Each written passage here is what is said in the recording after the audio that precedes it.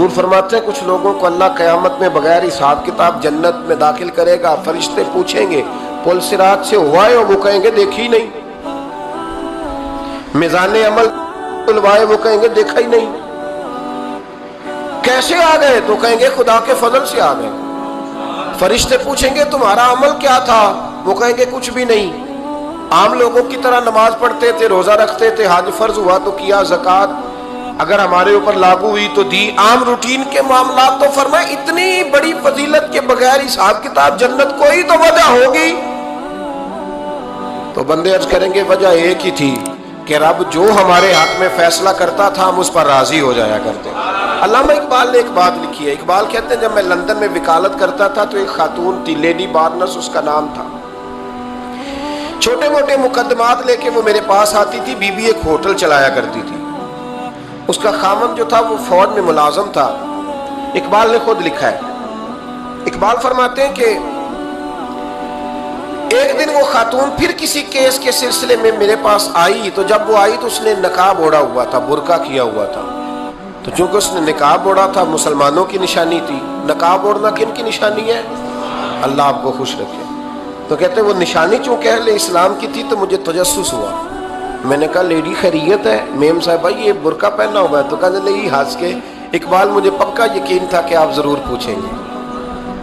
تو میں نے کہا اچھا تو یہ برقع؟ تو کہنے لگی الحمدللہ میں مسلمان ہو گئی. تو میں نے فوراً کہا کہ آپ کا شوہر تو فوج میں ملازم ہے، فوجی کے لیے بدلنا اور پھر ملکی قانون اور یہ چیزیں. تو کہنے لگی اس نے مجھے کیا کہنا تھا، وہ خود کلمہ پڑھ گیا. تو کہتی ہیں میں اور متجسس ہوا. وہ کیس کی بات کرتی تو میرا تجسس بڑھ گیا. میں نے کہا تو کیس چھوڑ کے بتا کلمہ کیسے پڑھا. تو کہنے لگی اقبال اصل بات یہ ہے کہ میں نا بے اولاد تھی، خامد بھی بڑے اچھے پیسے کماتا، میں خود بھی ہوٹل چلاتی، پر ڈپریشن اور ٹینشن اور بلا وجہ کی پریشانیاں جان نہیں چھوڑ. یہ ٹینشن اور ڈپریشن کا نا مجھے عربی ترجمہ کوئی نہیں ملا. یہ ڈپریشن اور ٹینشن کا نا میں نے تلاش کیا ہے لیکن مجھے عربی لغت کے اندر ان کے معنی مجھے لگتا ہے کہ اس زمانے میں یہ چیزیں تھی ہی نہیں. ہوتی تو ان کا کوئی نام بھی، یہ آج ہے نا تو اس لیے آج کے زمانے میں ہی نام ہے مفت کا، مفت کی پریشانی. تو کہتی ہے مجھے ٹینشن اور ڈپریشن رہتی تھی ہر وقت، بڑی میں پریشان رہتی تھی. میرے ساتھ ایک عجیب واقعہ ہوا کہ میرے ہوٹل میں نا ایک بابا جی برتن مانجتے تھے، بوڑھے آدمی تھے، 70 سال کے قریب عمر تھی. ان کا ایک بیٹا تھا، ایک بہو تھی، ایک پوتا تھا، لیکن وہ بیچارے بیٹا بیمار رہتا تھا تو لہٰذا وہ خود مزدوری کرتے. کہتے ہیں ایک دن وہ بابا جی میرے پاس آئے، کہنے لگے میم صاحبہ 2-4 دن کی چھٹی چاہیے. تو میں نے کہا خیریت ہے؟ کہنے لگے میڈم میرا بیٹا فوت ہو گیا. بیٹا، آپ کو پتہ ہے باپ کا جنازہ پڑھنا آسان ہے، بیٹے کا جنازہ اٹھانا بڑا مشکل کام. کہتی ہے میں کچھ لکھ رہی تھی، میرے ہاتھ سے قلم گر گیا. میں نے خود گاڑی بھیجی، بابا جی گاؤں چلے گئے جہاں وہ رہتے تھے. کہتی 2-3 دن کے بعد میں اور میرا شوہر گئے تو رستے میں ہم باتیں کر رہے تھے کہ کیا تعزیت کریں گے. ایک ہی بیٹا تھا، کوئی رشتہ دار بھی نہیں، تو اس کی تو کائنات اجڑ گئی، کن لفظوں سے اسے تعزیت کیا کہیں گے. کہتے جب ہم گئے تو وہ ٹوٹی ہوئی چٹائی پہ بیٹھا تھا، کچھ لوگ قریب تھے. ہم نے جا کے کہا بابا آپ مسلمان ہیں، ہم آپ کو کیا نصیحت کریں، ایک ہی بیٹا تھا، کہ کس طرح کر کے ہم آپ کو تسلی دیں. تو کہتے ہیں اس نے آنکھیں کھولی، بوڑھی آنکھوں میں ایمان کی روشنی. کہنے لگا بی بی کیا تعزیت کی بات کرتی ہو، میں نے کوئی پیسے جمع کرا کے بیٹا لیا تھا، خدا نے فضل سے دیا تھا، عدل سے لے گیا ہے.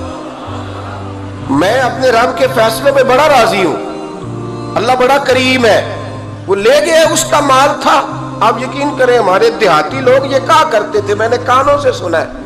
ایک بوڑھے آدمی کا ایک دفعہ بیٹا فوت ہو گیا تو کسی نے اس سے کہا بابا چھوٹی عمر میں بچہ چلا گیا تو مجھے لفظ نہیں بولتے. کہنے لگے پتر اللہ دی فصل ہے، کچی بڈے تا بھی ہو دی. سنے آپ نے بھی کبھی یہ فکرہ، کچی بڈے تے پکی لے گئے تے تا بھی ہے جو ہو دی. تو جب اس کا جی چاہا وہ لے گیا. اللہ اکبر. وہ خاتون کہتی ہے کہ وہ بابا جی سے میں نے کہا کہ چلو آپ 1 مہینے کی چھٹی کر لے. تو کہنے لگا نہیں میڈم میں مسلمان ہوں، مفت کی روٹی نہیں کھاتا، مزدوری کر کے کھاتا ہوں، میں انشاءاللہ 2-3 دن کے بعد کام پہ آ جاؤں گا.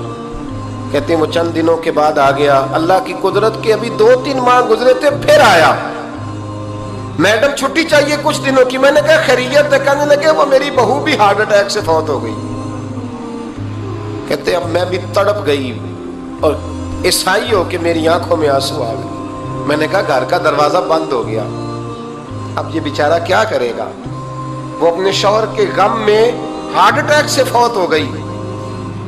कहते हम फिर 2-3 दिन के बाद ताज़ियत के लिए गए। फिर टूटी हुई चटाई, बूढ़ा ना अपनी उंगलियों से जमीन पर कुछ बना रहा।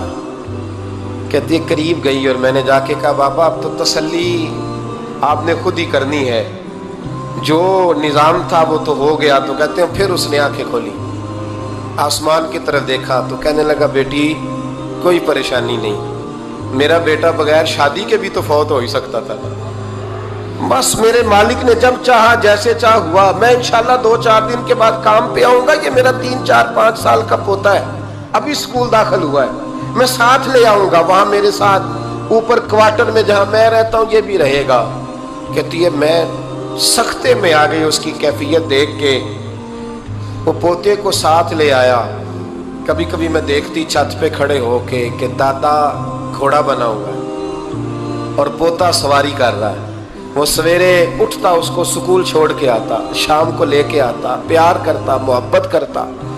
तीसरी मंजिल पर हमने क्वार्टर दिया हुआ था, वहां दादा पोता रहते। अल्लाह तू बड़ा बेनियाज है। कहती है इकबाल एक दिन ना पोता ऊपर वाली मंजिल पे खेल रहा था, उसका पैर फिसला, वो गर्दन के बल जमीन पे गिरा। मुझे खबर हुई तो मैं दौड़ी, एम्बुलेंस मंगाई। खून से लिथड़े हुए उस बच्चे को दादे ने अपनी गोद में रखा। और जब हम अस्पताल की तरफ गए तो हॉस्पिटल बाद में आया, जनाबे इजराइल पहले आ गए और कहते हैं वो गोद में दम तोड़ गया। फिर दादे ने उसे अपने हाथों से गुस्ल दिया। फिर उसने अपने बूढ़े हाथों से कब्र खोदी और फिर मिट्टी डाल के कहने लगा इन्ना लिल्लाहि व इन्ना इलैहि राजिऊन। जे सोना ही मेरे दुख विच राजी, जे सोना ही मेरे दुख विच राजी। फिर सुख नु चुल्ले डावा।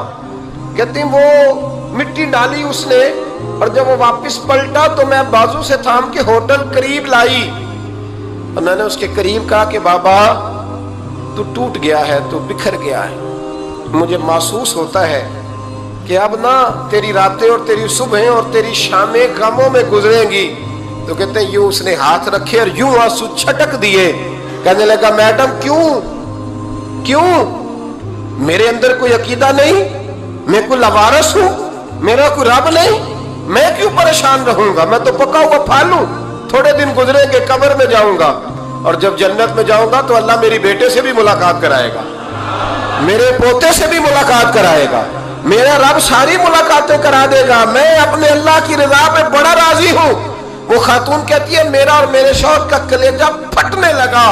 मैंने कहा बाबा ये जज्बा कहां से मिलता है, ये सुकून कहां से आता है, ये कैफियत कैसे मिलती है। मुझे कहने लगा तूने लेनी है। मैंने कहा तो कहने लगा तू भी गुंबद खजरा वाले नबी का कलमा पढ़ जा, तू भी रसूलुल्लाह का कलमा पढ़ जा।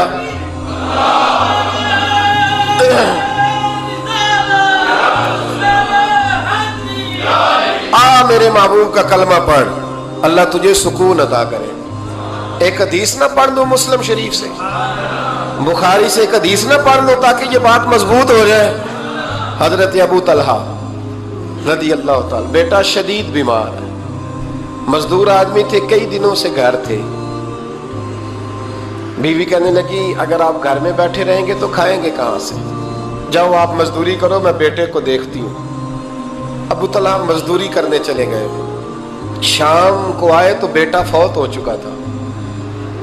औरतें बेहौसला होती है ना अक्सर, पर बीवी ने सफेद कपड़ा डाल के कमरे में रख दिया। बेटा, माँ और बेटा नाप तक था रिश्ता।